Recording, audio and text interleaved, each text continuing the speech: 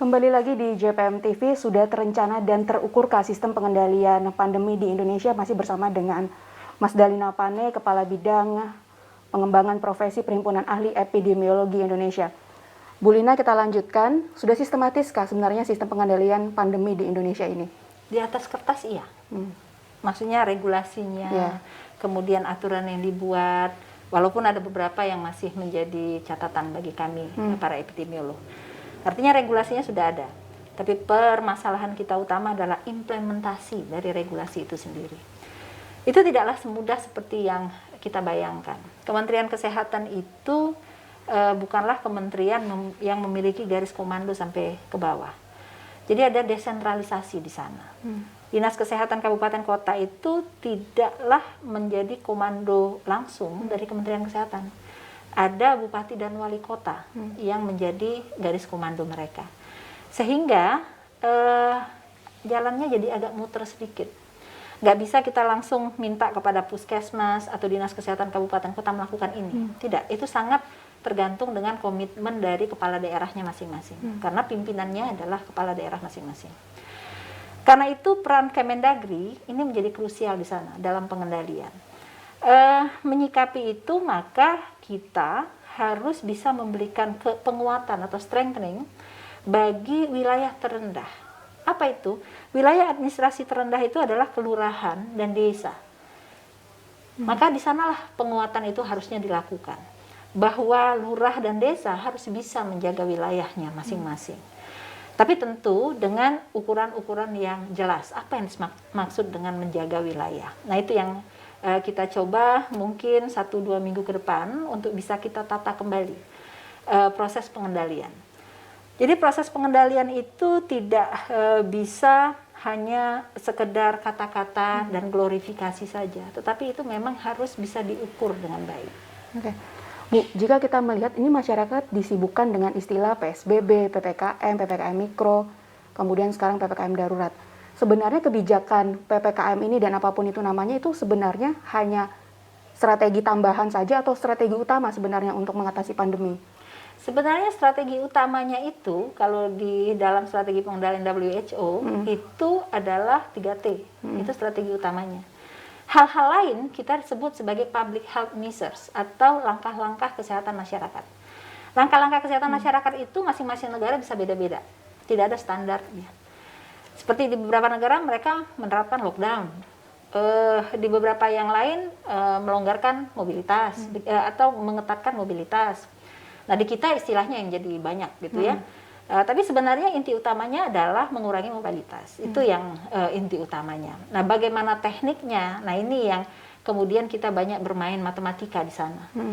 Padahal pengendalian wabah itu tidak matematis sebenarnya. Ada faktor humaniora di situ.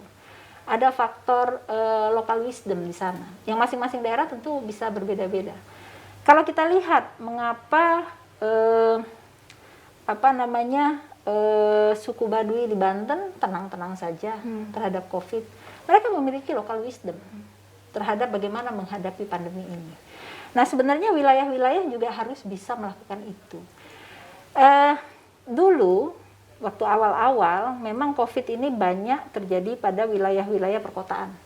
Tapi saat ini mereka sudah sampai di grassroots, sampai ke desa-desa juga sudah cukup banyak. Nah, kasusnya sudah cukup banyak. Karena itu mempercepat pengetahuan dan penguatan mereka untuk bagaimana caranya mengendalikan itu yang sebenarnya menjadi penting. Dulu kita suka menyatakan, bukan dulu saja, tapi sampai sekarang, bahwa menjaga diri kita, menjaga keluarga kita, itu sama dengan menjaga bangsa kita. Nah, jadi masyarakat juga harus terus diedukasi agar tetap bisa menjaga dirinya agar tidak terinfeksi, apapun caranya. Ibu, ini kan kemarin diumumkan oleh Presiden Joko Widodo langsung bahwa kita mengetahui bersama, masyarakat banyak yang teriak dengan kebijakan PPKM darurat ini. Kemudian Presiden mengeluarkan statement bahwa kita lihat jika nanti pada tanggal selama 5 hari ini ada penurunan tren kasus, 26 Julinya mulai akan dilonggarkan kembali. Ibu sudah melihat ini kebijakan yang tepatkah? Diketatkan, dilonggarkan, diketatkan, dilonggarkan? Iya. Itu yang saya katakan. sepanjang indikator-indikator pengendalian itu bisa terukur dengan baik, itu yang kita katakan boleh dilonggarkan. Tetapi sepanjang indikator itu kemudian dibengkokkan atau dipermainkan, maka menurut saya teknik pengendalian yang harus diubah. Jadi nggak bisa memang terus-menerus dengan pengetatan tanpa kemudian testingnya dibenerin, tracingnya dibenerin, vaksinnya dibagusin. Karena apa? Kalau kita lihat banyak sekali target-target yang diumumkan oleh pemerintah, tapi capaiannya itu yang babak belur di lapangan. Seperti vaksin. Vaksin sudah ditargetkan Presiden sejak sebulan lalu 1 juta vaksin di bulan Juli. Atau 2 juta vaksin di bulan Agustus. Di bulan Juli saja hanya 9 hari kita yang di atas 1 juta. Sisanya masih jauh di bawah 1 juta. Bahkan ada yang kurang dari 100.000 per hari.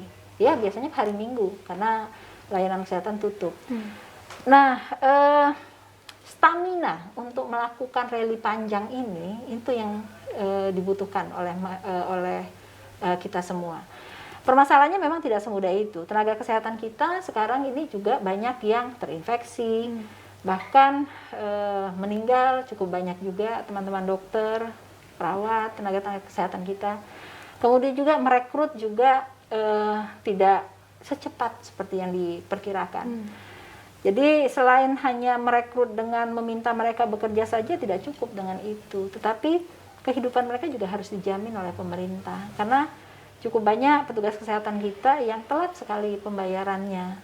Sementara mereka kan tetap harus bisa menghidupi keluarganya, begitu ya. Jadi hal-hal yang seperti itu mungkin kelihatannya bagi pemerintah tidak menjadi penting gitu ya, tetapi itu merupakan hal yang penting untuk dilakukan.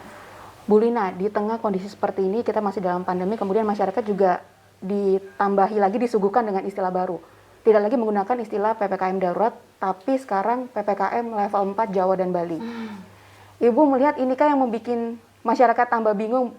Masih tepatkah di tengah situasi ini mengganti-ganti istilah kebijakan? Ya mungkin award atau penghargaan yang harus diberikan kepada pemerintah kita itu adalah kemampuan untuk membuat berbagai istilah. Banyak sekali. Kita harus bikin kamus baru ini tentang istilah-istilah tersebut dengan berbagai kriterianya. Belum selesai satu, ada istilah baru lagi, kriterianya beda lagi. Jadi saya pikir sudahlah, berhentilah ya melakukan hal-hal yang seperti itu. Sekarang ini yang harus dilakukan pemerintah adalah targeting. Lupakan yang namanya PPKM, apapun namanya, tapi katakan, hari ini kita mau melakukan testing 500.000. Hari ini 80% kasus baru kita harus bisa di tracing dan dimonitor. Jadi masyarakat tahu, oh testing, kemana saya harus testing? Maka dia itu harus dikasih tahu. Mereka yang suspek, yang punya gejala hari ini silahkan datang ke puskesmas, gratis. Misalnya seperti itu ya. Asalkan Anda memenuhi kriteria suspek, bukan cuma gejala, mereka harus kontak erat dengan kasus konfirmasi. Jadi masyarakat tuh tahu kemana mereka harus melakukan sesuatu, apa dan siapa dan kemana mereka harus pergi. Nah terhadap pelaku ekonomi itu dilakukan pengawasan, kan aparat kita banyak. Misalnya kalau ada restoran buka boleh, tapi nggak boleh ada orang makan di situ. Kalau ada kerumunan bubarkan, jangan ngobrol-ngobrol di situ. Kemudian apalagi pabrik kalau misalnya dikatakan 50% ya sesekali dilakukan sidak, benar nggak 50% pegawainya yang hadir gitu ya.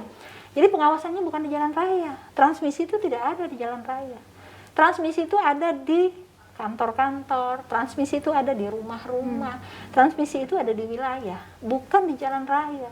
Sehingga ngapain puluhan, ratusan petugas kita ada di jalan raya? Orang nggak ada transmisi di sana.